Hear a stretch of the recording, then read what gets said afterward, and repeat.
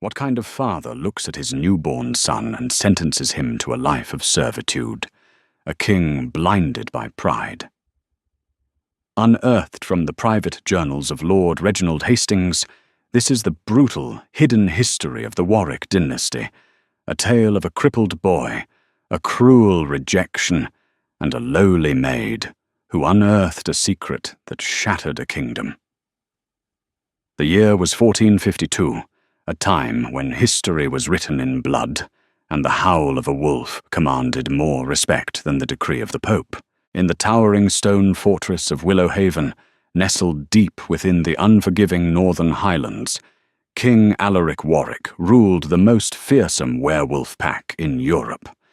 Alaric was a giant of a man, renowned for his ruthlessness in battle and his obsession with genetic perfection. His bloodline, he believed, was forged by the gods themselves. But destiny has a cruel sense of humor. It was the dead of winter when Queen Isolde went into labor. The castle was cloaked in an unnatural silence, the air thick with the metallic scent of blood and impending tragedy. According to the recovered memoirs of the royal midwife, Lady Margaret Caldwell, the labor lasted 3 agonizing days. When the child finally cried out, it was not the robust, booming wail of an alpha heir, but a weak, rattling wheeze. Queen Isolde did not survive the night. As her lifeless body grew cold, King Alaric stepped into the blood-stained chambers to look upon his new son, Prince Leander. What he saw disgusted him. The infant was uncommonly small, his chest barely rising with each labored breath. But the true horror, the detail that made Alaric's golden wolf eyes flash with feral rage, was the boy's left leg. It was mangled, the foot twisted sharply inward, the bones fused in a grotesque mockery of a limb. In a pack where strength was the only currency, a crippled alpha was an abomination. "What is this broken thing?"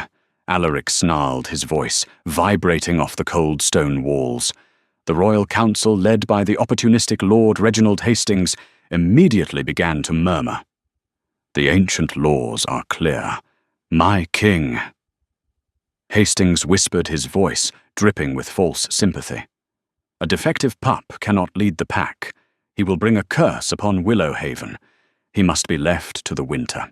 It was a brutal custom. Weak pups were placed in the snow to freeze their souls returned to the moon goddess. Alaric, though stone-hearted, hesitated. This was Isolde's final gift, her life traded for this pathetic creature. It was then that Lady Genevieve stepped forward. Genevieve was a noblewoman from the southern territories, possessing a rare dark beauty and an ambition that rivaled the king's own. She placed a delicate hand on Alaric's chest. "Do not dirty your hands with your own blood, my king," she murmured smoothly. "Let the boy live, but strip him of his name. Throw him to the servants. Let him scrub the floors and muck the stables. The kingdom will be told the prince died with the queen.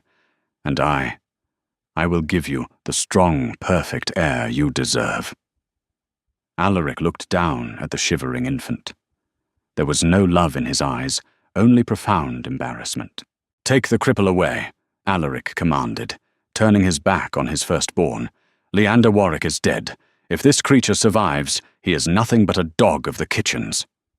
And just like that, the true heir to the throne was erased from history. Leander, now known simply as Leo, was handed over to old Martha, a half-blind scullery maid, who lived in a damp, freezing shack behind the castle's pig pens. The kingdom mourned the death of their infant prince, while Genevieve swiftly took her place upon the throne, marrying Alaric before the spring thaw. A year later, she delivered a son, Tristan. Tristan was massive, boisterous, and entirely devoid of empathy, everything Alaric believed an alpha should be. For the next 18 years, Leo grew up in the shadows of the kingdom that was rightfully his. His life was an endless cycle of agonizing labor and brutal humiliation. Because of his twisted leg, he dragged his foot when he walked, earning him the cruel moniker, the Broken Dog, from the castle guards. He was dressed in rags that smelled of manure and wood smoke, his diet consisting of scraps thrown out by the royal kitchens. Worse than the physical torment was the silence of his own soul. In the werewolf kingdom, pups usually experience their first shift into their wolf form by the age of 12. Leo never shifted. He possessed no heightened senses, no inner wolf voice, no superhuman strength. He was entirely pathetically human. The rejection of his father had seemingly severed his connection to the wolf spirit entirely. He would often pause from chopping wood to watch the royal training grounds from afar. He would see King Alaric resting a proud hand on Tristan's shoulder as the golden-haired prince shifted into a massive, fearsome grey wolf, tearing through training dummies, while the courtiers applauded. Leo did not know that the king was his father. Old Martha had taken the secret to her grave. He believed he was simply a bastard orphan, punished by the gods for a crime he couldn't remember committing. But despite the cruelty of his existence, Leo harbored a gentle spirit. He was the one who nursed wounded birds back to health, the one who stayed up all night, calming the frightened horses during thunderstorms. He was a king living as a slave, waiting for a spark in the dark. The year 1470 brought the harshest autumn Willowhaven had seen in a decade. It also brought Beatrice. Beatrice was a young woman with fiery auburn hair and a spirit that refused to be broken. Her family, the once respected House of Mercia, had been stripped of their lands by Queen Genevieve over a petty tax dispute. Forced into servitude to pay off her family's debt, Beatrice arrived at the castle kitchens full of quiet rage and sharp observations. She noticed Leo almost immediately. It was hard not to. While the other servants avoided the limping boy like a plague, Beatrice watched how he worked. He never complained. When the heavy sacks of grain arrived, the able-bodied men would feign exhaustion, leaving the crippling weight to Leo. Beatrice watched as he dragged his ruined leg, hoisting the massive sacks over his scarred shoulders, his jaw clenched in silent agony, sweat pouring down his soot-stained face. One evening, Beatrice was carrying a bucket of dirty water to the courtyard when she witnessed Prince Tristan holding court. The arrogant prince was drunk on spiced wine, surrounded by his sycophantic guards. Leo was kneeling in the mud attempting to fix a broken wagon wheel. "Look at the broken dog," Tristan sneered, kicking a clump of mud directly into Leo's face. "Tell me, dog, do you ever dream of hunting? Or do you just dream of gnawing on the bones I leave behind?" The guards roared with laughter. Leo didn't look up. He wiped the mud from his eyes with the back of a calloused hand and continued his work. "I asked you a question, cripple." Tristan barked his eyes, flashing the dangerous yellow of an encroaching shift. He stepped forward and delivered a brutal kick to Leo's ribs. The sickening crack echoed in the courtyard. Leo collapsed into the freezing mud, gasping for breath. Beatrice's heart hammered against her ribs. She wanted to scream, to throw the dirty water in the prince's face, but she knew it would mean her immediate execution. She stayed hidden behind a stone pillar, trembling with rage, as Tristan spat on Leo and strutted away with his laughing guards. As soon as the courtyard was empty, Beatrice abandoned her bucket and rushed to Leo's side. "Don't touch me," Leo groaned, trying to push himself up, but his bruised ribs gave way. "Shut up and let me help you, you stubborn fool," Beatrice whispered fiercely.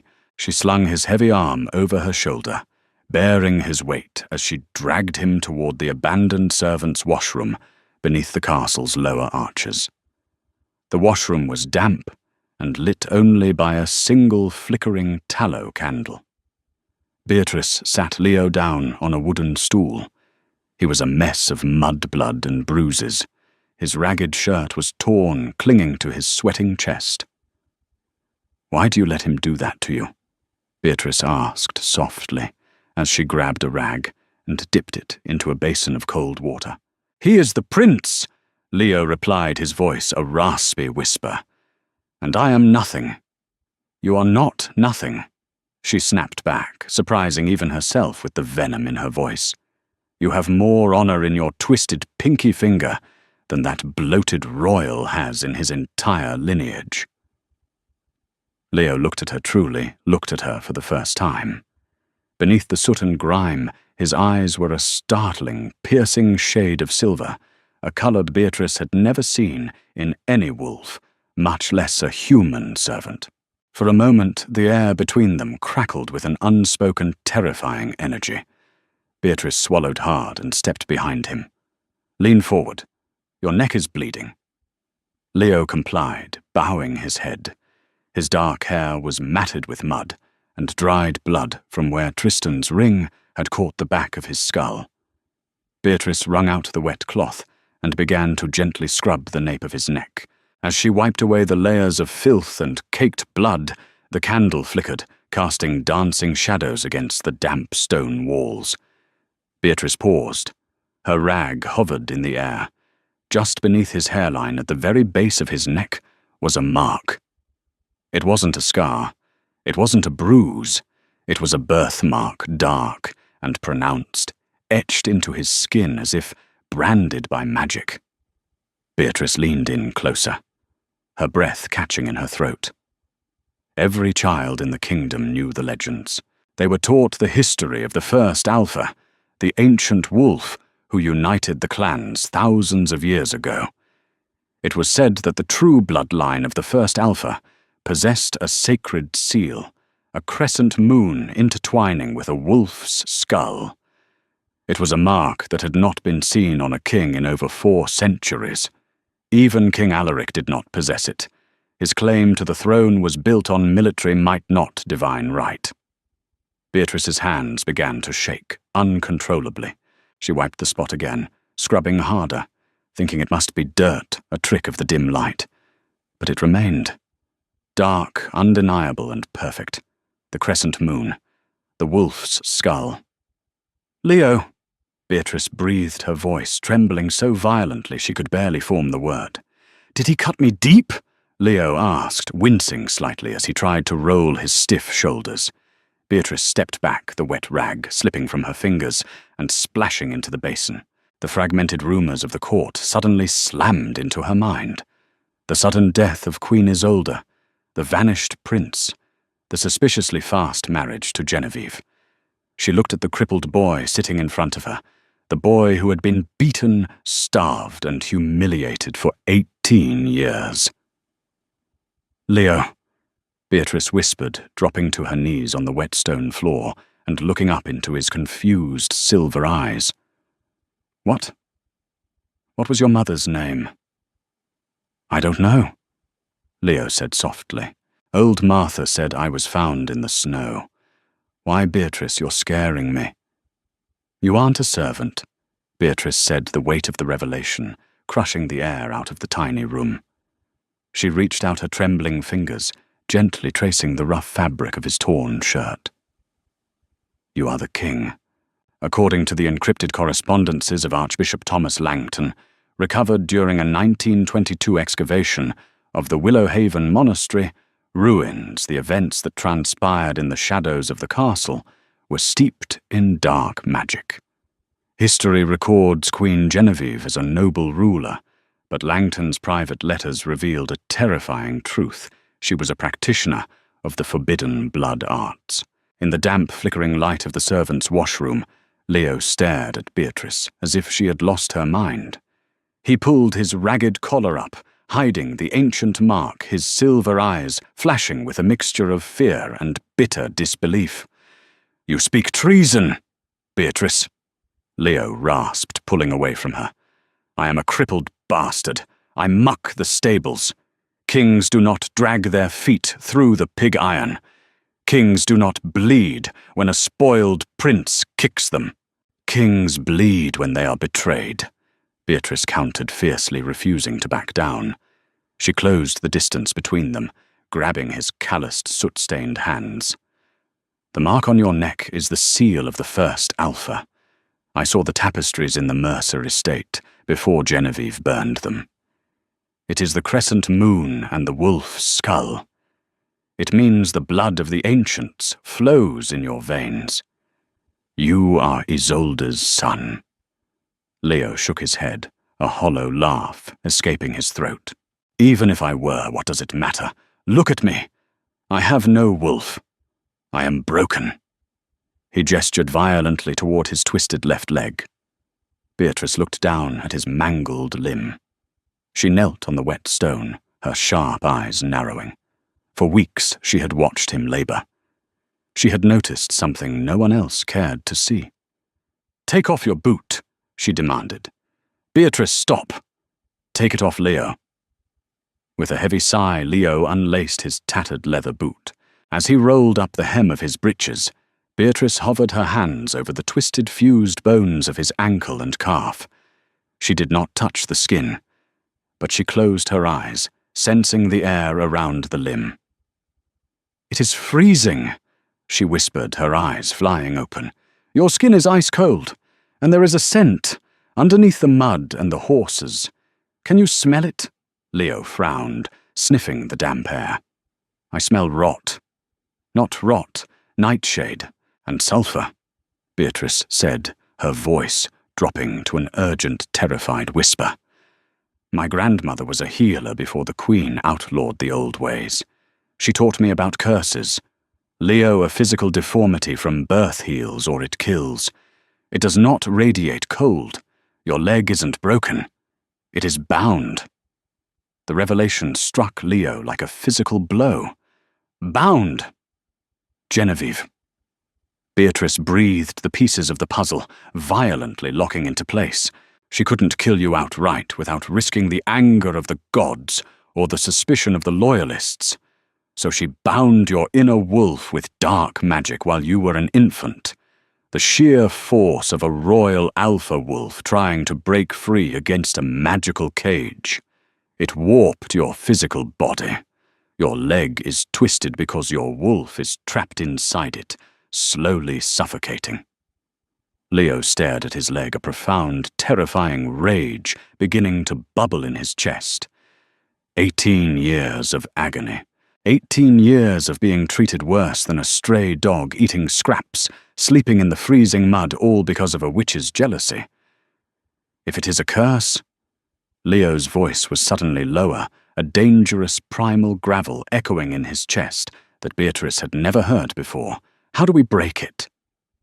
"A binding curse of this magnitude requires an anchor," Beatrice explained, pacing the small room. "An object soaked in the victim's blood, hidden close to the source of their power. She wouldn't keep it in her chambers. It's too dangerous." Beatrice stopped pacing and locked eyes with Leo. "Where is the one place in Willowhaven where Genevieve never sets foot?" "The royal crypts," Leo answered instantly. "My mother's tomb." The castle was dead silent as they slipped through the shadows of the courtyard. The midnight air was freezing, but Leo didn't feel the cold. The presence of Beatrice beside him, her courage, her unwavering belief in him, ignited a strange warm fire in his veins. The crypts beneath Willowhaven were a labyrinth of dusty stone and forgotten kings. They navigated the catacombs by the meager light of a stolen torch until they reached the deepest chamber. There, bathed in the pale moonlight filtering through a high grate, rested the marble sarcophagus of Queen Isolde. Leo approached his mother's resting place. He traced the intricately carved wolf on the lid, a profound sadness washing over him. He had never known the woman who gave her life for his.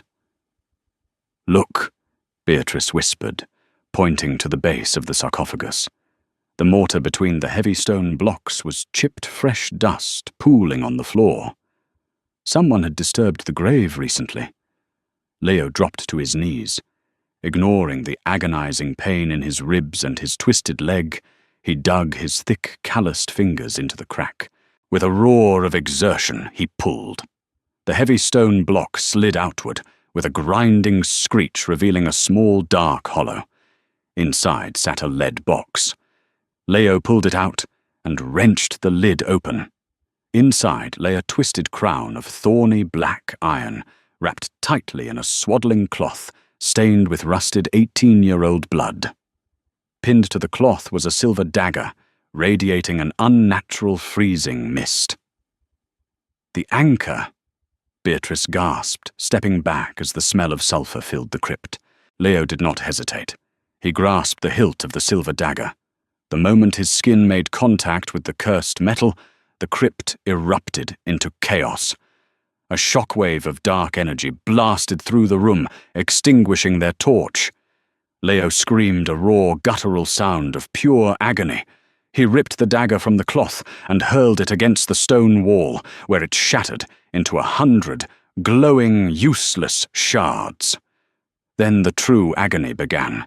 With the magical cage shattered, 18 years of suppressed alpha energy exploded within Leo's body. He collapsed onto the cold stone floor, his body convulsing violently. Beatrice rushed forward, dropping to her knees and pulling his head into her lap, tears streaming down her face. "Leo, hold on, please," she cried, smoothing his sweat-drenched hair. "Run, Beatrice." Leo choked out his eyes, turning a blinding, luminous silver. "Get out." The cracking of bones echoed through the silent tomb. But it was not the sound of breaking.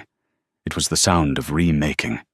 Beatrice watched in terrifying awe as Leo's twisted left leg forcibly snapped violently into place.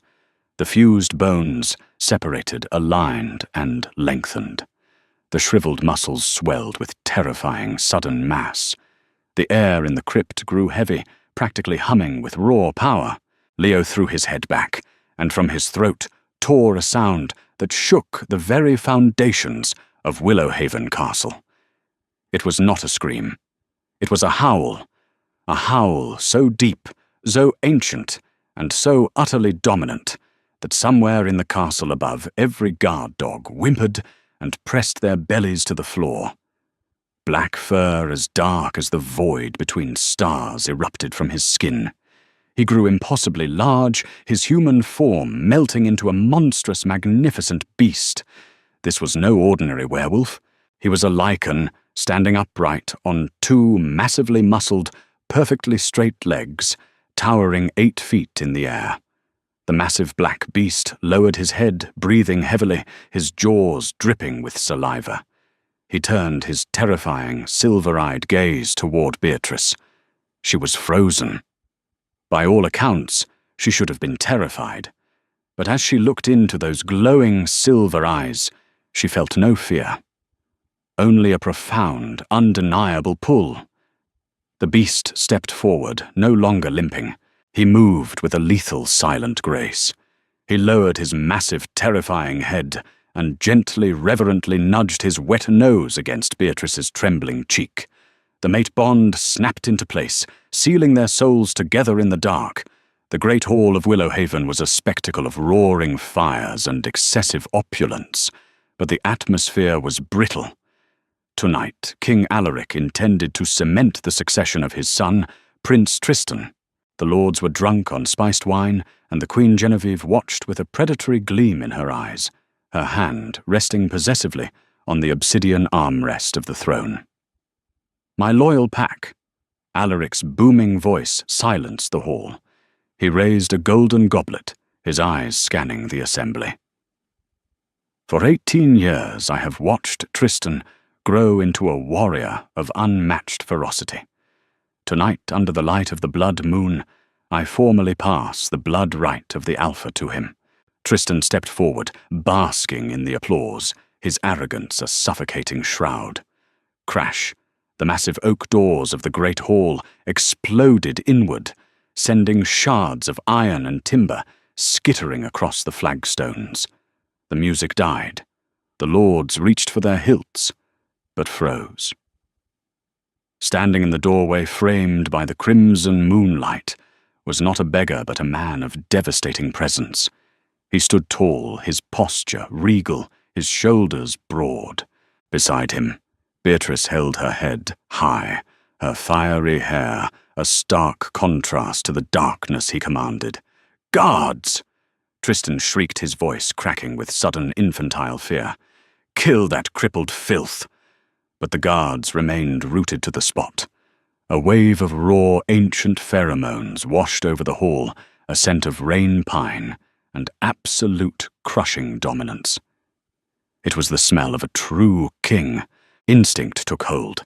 One by one, the strongest warriors in the room dropped to their knees, their heads bowed in involuntary surrender to the bloodline that had been missing for centuries. Leander walked forward. He did not limp. He moved with a lethal predatory grace that commanded every eye in the room. "I am Leander Warwick," he declared, his voice resonant and deep, vibrating in the chests of everyone present. "Firstborn son of Alaric and the late Queen Isolde, I have come to reclaim the crown that was stolen by malice and held by a lie." A collective gasp swept through the hall. Queen Genevieve's face turned an ashen white as she clutched Alaric's arm. "Lies, he is a mad servant. Alaric, kill him!" Alaric stood his face, a mask of confusion and mounting dread. He looked at Leander and saw the ghost of his lost queen in those piercing silver eyes. "You were a cripple," Alaric whispered, his voice trembling. "You were nothing." Leander reached up and ripped open the collar of his linen shirt, exposing his neck. There, etched into his skin, was the seal, the crescent moon, and the wolf's skull. The hall fell into a terrified silence. The elders recognized the mark immediately, the proof of the first alpha. "Your queen used the forbidden arts to bind my wolf, poisoning the royal line to elevate her own." Leander stated, his eyes locking on to Genevieve. "She made me a monster so she could rule as a saint." Tristan, unable to bear the loss of his spotlight, roared and charged. Mid-stride, his bones shifted as he lunged as a massive grey wolf. Leander did not retreat. He shifted in a heartbeat, his form expanding into the towering midnight black lichen of legend. He caught Tristan mid-air by the throat, with one massive clawed hand slamming him into the stone floor with such force that the dais cracked. Tristan hit the ground, shifting back into a broken, whimpering human, scrambling backward in pure terror. Genevieve screamed and turned to bolt, but the pack elders, now realizing they had been deceived, blocked her path, their snarls echoing through the hall. Leander shifted back to his human form, his presence still radiating an overwhelming intensity. He looked up at the dais. King Alaric, the man who had abandoned his own son to the mud and the cold, slowly descended the steps and fell to his knees. "My son," Alaric choked out, tears of regret streaming down his face. "Forgive me. Take the crown." Leander looked down at his father with eyes that held no mercy, only the cold clarity of a ruler. "You give me nothing. You lost the right to call me son when you left me to freeze. I do not want your crown by your grace. I take it by right." He turned his back on the old king. "Genevieve is to be stripped of all titles and exiled to the Deadlands. Tristan goes with her. If they cross our borders, they will be hunted." Leander turned to the hall, his hand finding Beatrice's. "And you, Alaric, you will spend the rest of your days in the very shack behind the pig pens where you abandoned your heir." The silence in the hall was absolute. No one dared challenge him. Leander stood before the obsidian throne, but he did not sit upon it. He stood before it, holding Beatrice close, the undisputed alpha of Willowhaven. As the blood moon reached its zenith, the entire pack bowed, a unified, deafening howl rising toward the ceiling. The long, cruel winter of the Warwick dynasty was over. A new, fierce era had begun. If this hidden chapter of werewolf history captivated you, hit that like button to let us know. The story of King Leander and Queen Beatrice proves that true power isn't found in cruelty, but in resilience and the courage of the ones who stand by us in the dark. Don't forget to share this incredible tale of redemption with your friends, and make sure to subscribe to the channel for more untold historical dramas, myths, and legends.